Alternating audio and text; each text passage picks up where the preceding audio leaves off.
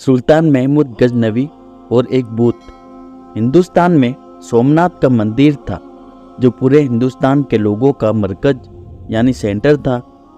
यहाँ पर दूर दराज से मीलों सफ़र तय करके लोग आया करते थे। यहाँ सोने के बने हुए भूत और मूर्तियाँ भी नस्ब रखी हुई थी। और इस मंदिर की खास बात, मूर्तियों का एक खास जादू था जिसकी वजह से बड़े बड़े लोग उसकी तरफ मुतवज्जा आते होते थे।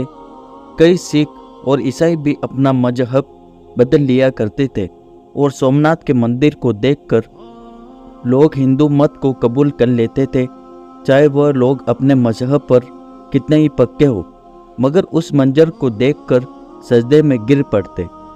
उसके अंदर इतना बड़ा करिश्मा और ऐसा गौर फितरी अनोखा निशान था कि हर कोई इंसान हैरान रह जाता था। उसमें एक ऐसा बड़ा भूत था जो बगैर किसी सहारे के हवा में मुअल्लक लटका था। वह ना तो छत के साथ लगा हुआ था और ना ही ज़मीन पर टिका हुआ था। एक अजीब व गरीब कैफियत यानी हालात के साथ हवा में लटका रहता था। लोग जब वहाँ पर आते तो उसको देखकर हैरान ज़दा हो जाते और फिर हिंदू पंडित खूब कमाई किया करते थे और कहते थे कि इस खास भूत के लिए दान दो और इस पर हीरे जवाहरात का चढ़ावा करो तो इससे तुम्हारी तमाम मुश्किलात यानी समस्याएं हल हो जाएगी, तुम्हारे मसाइल उलझने खत्म हो जाएंगे। ये एक बहुत बड़ा देव हैकल भूत था जिसका पेट बहुत बड़ा था। इसके मुंह के जरिए से हीरे जवाहरात इसके पेट में डाले जाते थे। फिर जब मंदिर लोगों से खाली हो जाता तो 2 या 3 हफ्तों के बाद इस भूत के पीछे कमर के रास्ते से होकर एक दरवाज़ा था जिसे खोलकर इसमें से सोना चांदी के जेवरात को निकाल लिया जाता था। मगर लोग यही समझते थे कि हमारे दिए हुए खजाने भगवान के पास पहुंच जाते हैं, बदले में भगवान हमारे मसले और परेशानियों को हल कर देते हैं।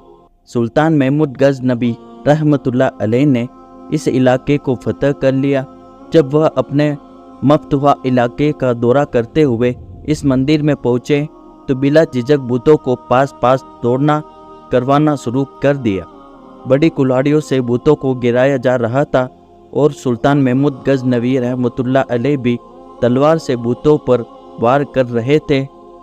पूरे दिन में आधा मंदिर भूतों से पाक हुआ था और बाकी भूतों को दूसरे दिन पर छोड़ दिया गया।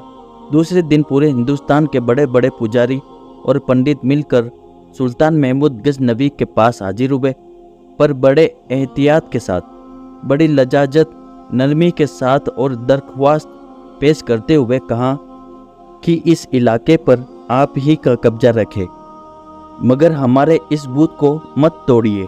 इसके बदले में हम आपको पूरे हिंदुस्तान की दौलत देने पर तैयार हैं।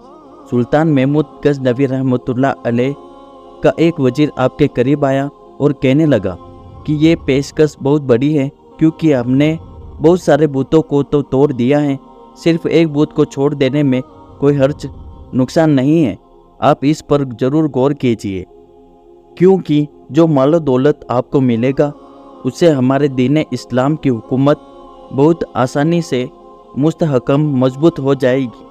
सुल्तान महमूद गजनवी रहमतुल्लाह अलैह खामोश रहे और उन हिंदू पंडितों को कोई जवाब नहीं दिया। सुल्तान दूसरे दिन अपने साथ माहिर तिबियात यानी माहिर साइंसदा अल बेरूनी को लेकर मंदिर में पहुँचे क्योंकि आप उस मुअम्मा पहली को हल करना चाहते थे। जब आप वहाँ तशरीफ ले गए तो भूत को चारों तरफ से घूम कर देखा।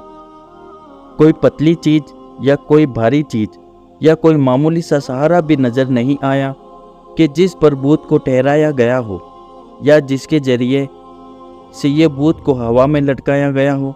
सुल्तान बहुत हैरान हुए और अल बेरूनी को जिम्मे यानी ड्यूटी लगाया कि आप इसका मुआयना रिसर्च करें और इसकी वजह ढूंढें कि इस भूत को हवा में किस तरह ठहराया गया है।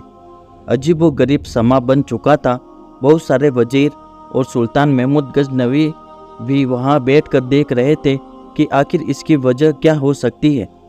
अल बेरूनी भी पक्के सच्चे मुसलमान थे। उन्होंने बड़े गौर व खोज से बूथ को देखना शुरू किया। करीब जाकर बूथ को छूकर भी देखा और चारों तरफ से बागौर देखते भी रहे। आखिरकार उनकी समझ में ये राज आ गया और वो बड़ी फातिहाना मुस्कुराहट लेकर बादशाह के सामने हाजिर हुए और बड़े ही अदब से अर्ज किया, हुजूर, इस बूथ के दाई जानिब तरफ की दीवार के ऊपर वाली ईंटें अगर निकाल दी जाए तो आपके सामने इसका मुअम्मा हल हो जाएगा।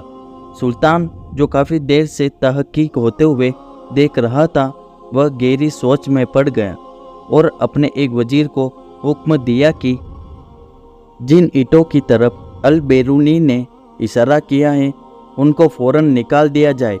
जैसे ही ईंटें निकली तो बूथ का राज फांस हो गया, क्योंकि जब दाई तरफ वाली दीवार से ईंटें निकाली गई तो बूथ दाई जानिब से ज़मीन की तरफ झुक गया। अभी वो ज़मीन पर गिरा नहीं था, मगर उसका एक तरफ का हिस्सा बिल्कुल नीचे की तरफ झुक गया। ये चीज़ पहले से भी ज़्यादा हैरानकुन थी कि ईंटों का बूथ से क्या ताल्लुक कनेक्शन है। सुल्तान ने अल बेरूनी को बुलाकर पूछा कि इस पहेली से ज़रा पर्दा उठाए और हमें बताइए कि आप तहकीक की गहराई तक कैसे पहुँचे। अल बेरूनी ने बताया कि हुजूर, दर हकीकत ये पूरा बूथ बहुत आला किस्म अच्छी क्वालिटी के लोहे का बना हुआ है। ये ऐसा बूथ है जो मकनातीस चुंबक की तरफ खूब खींचता है, फिर इसके वजन के ऐन मुताबिक मकनातीसों को दीवार की ईंटों के अंदर खूब भर दिया गया है, यानी ईंटों के अंदर मिट्टी के बजाय मकनातीस रख दिया गया है। ये मकनातीस भी इतनी आला किस्म की है कि ये पूरी तरह इस बूथ को अपनी तरफ खींचते रहते हैं और इतने ज़ोर से खींचते रहते हैं कि बूथ अपनी जगह से जरा सी भी हरकत भी नहीं करता। बल्कि अब पुजारियों ने बतलाया है कि इस मंदिर के अंदर हवा की आमदो रफ्त आना जाना भी इस तरीके से तरकीब बंदोबस्त की गई है कि वो बूथ को ऊपर की तरफ उठाए रखती है। इस तहकीक से मालूम हो गया कि वह कौन सी तकनीक थी जिसके जरिए जादू दिखाकर हिंदुस्तान के हजारों लोगों को गुमराह किया गया और उनको बातिल यानी झूठ की गहराइयों में डाल दिया गया। सुल्तान महमूद गजनवी ने इस बूथ को तोड़ देने का हुक्म दिया और बड़े बड़े ताकतवर सिपाहियों के जिम्मे लगाया कि वह अपनी पूरी ताकत व कुव्वत के साथ इस बूथ के टुकड़े टुकड़े कर दे, यहाँ तक कि इसका नामो निशान भी बाकी ना रहे। वीडियो पसंद आया हो तो हमारे चैनल हासिम 24 को लाइक और सब्सक्राइब करना ना भूलें।